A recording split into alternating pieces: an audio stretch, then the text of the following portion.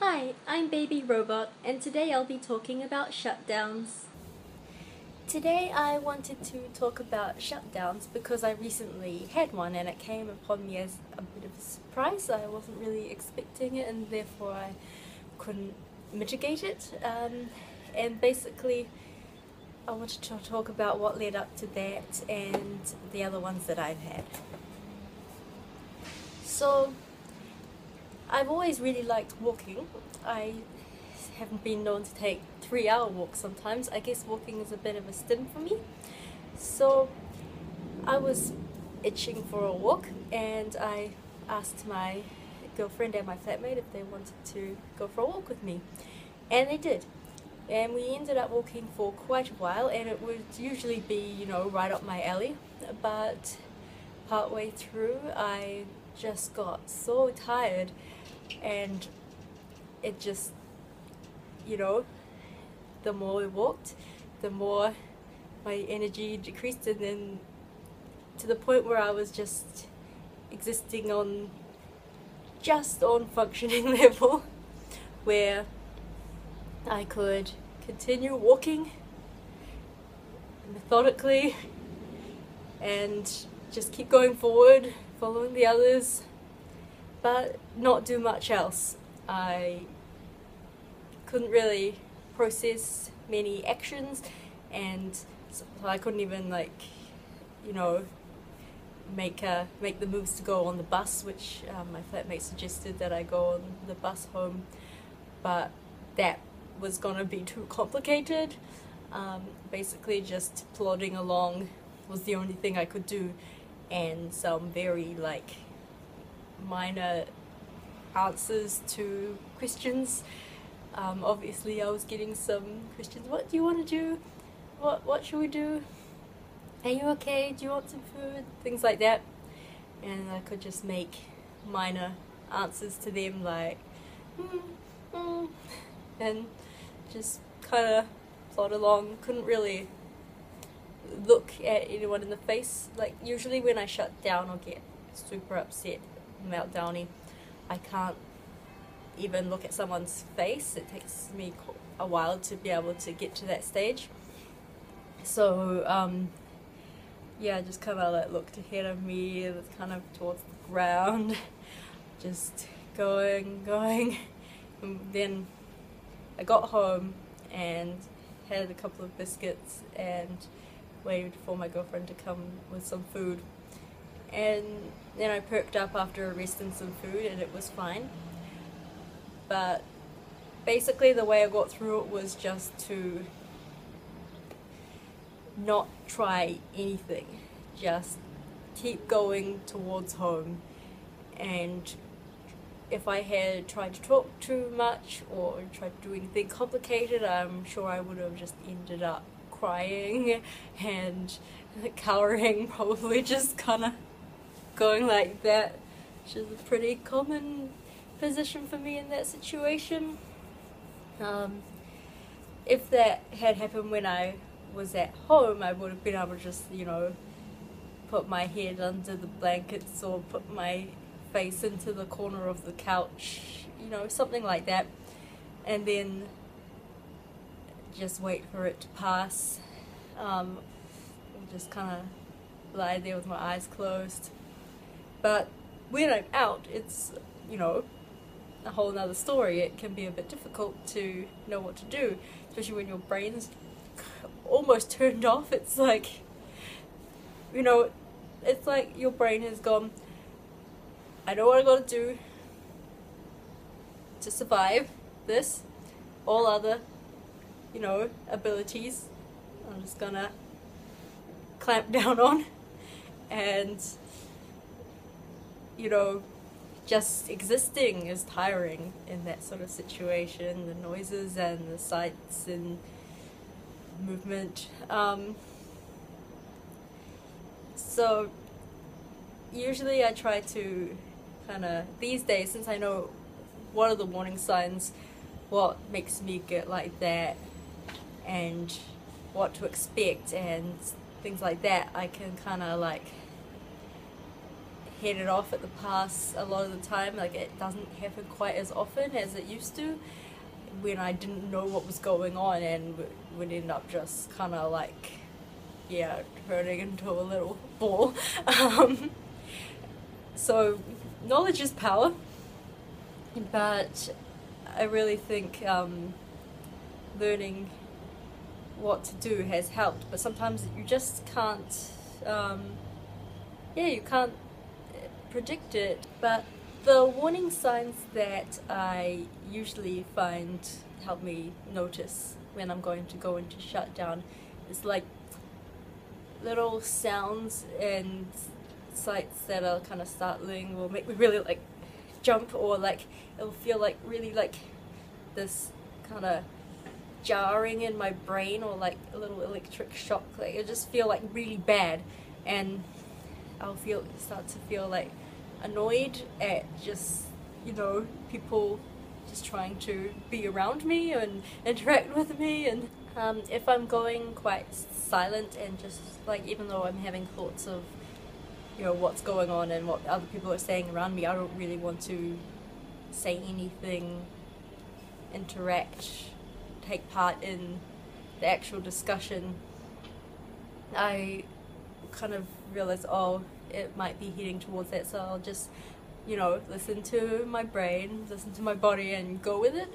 And also, if thoughts become quite slow, like, you know, going through a kind of marsh, wading through to try and kind of form a thought into words, or put the words into my mouth, and everything's kind of like clogging up inside me, just trying to process anything, that is also a big sign. And also with that, I just have to relax as well. The tricky thing is when I don't have the option of relaxing, or it'd be kind of awkward to relax, and say out or at work, which used to be a big problem for me, you know, with other people doing something.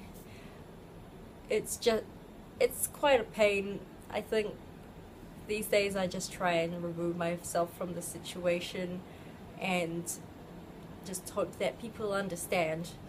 And I don't want to make it into something worse. Like, if I keep going out of courtesy to someone, it's not gonna be a good experience for any of us, so I'm better off disappointing them from the get-go.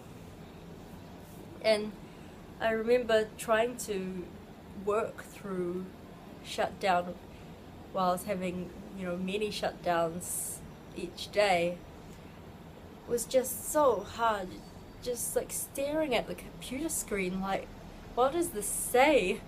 And ending up just kind of, crouching at my computer chair and, doing the brace position.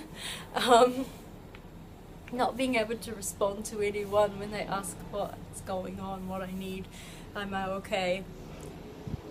And, you know, wasting the time that I have at work to do my tasks, and then making myself more stressed.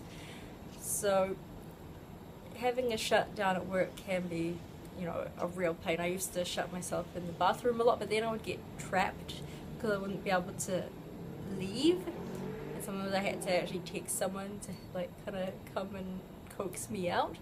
And sometimes I can text while I have a shutdown. And that can really help, especially if I text someone who's really understanding and nice and can send me like funny things or encouraging things.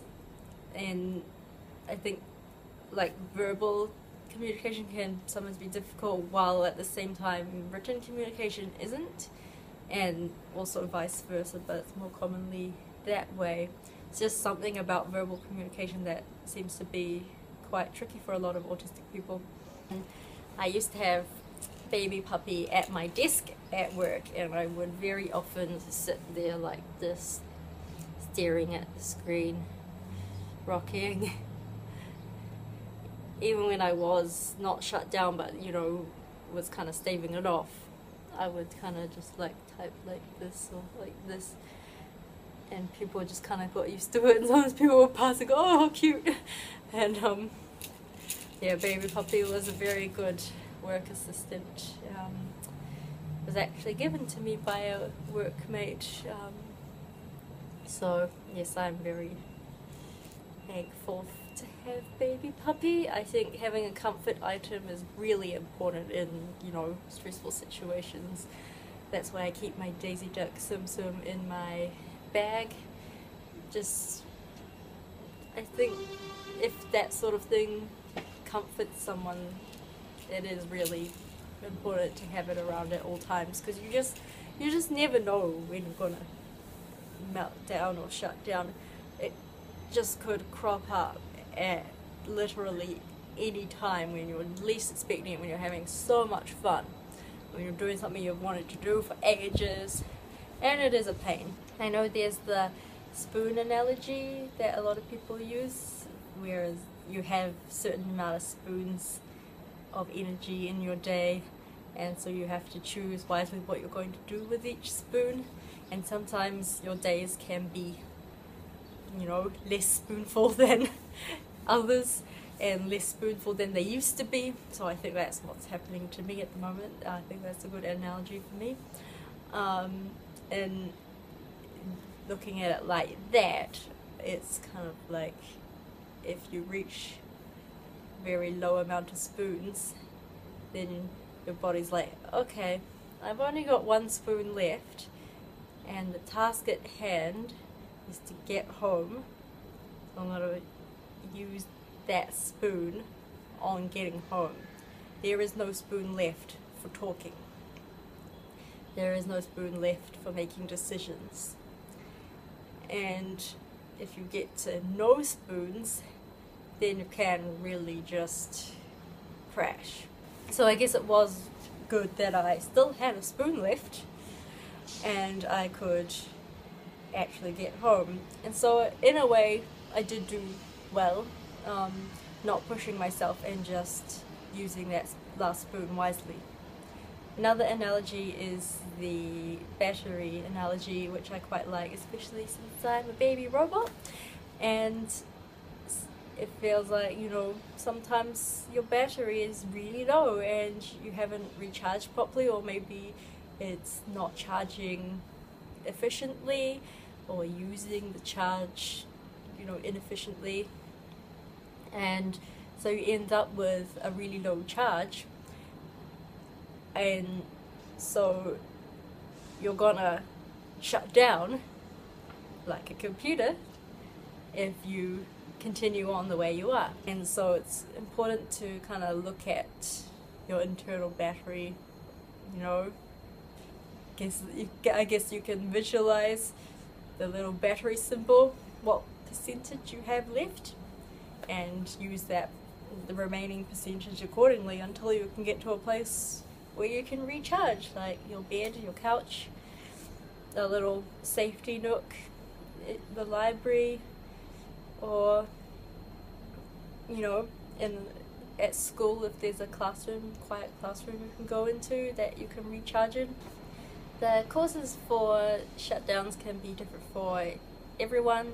Every single person has different things that could lead to that, drain their energy, and they can crop up really suddenly and without any rhyme or reason, or just be really unexpected for that person. But I would say, don't argue with it, don't question it. There is no rhyme or reason to a shutdown. The fact of the matter is, it's happening, and just go with it. The only way to prevent them is to not push yourself. But sometimes you've got to push yourself to be able to do the things you want to do, and so you've got to look at your energy really carefully. My best advice would be, I think they will become easier once you have accepted that you have them. It was that way, at least for me.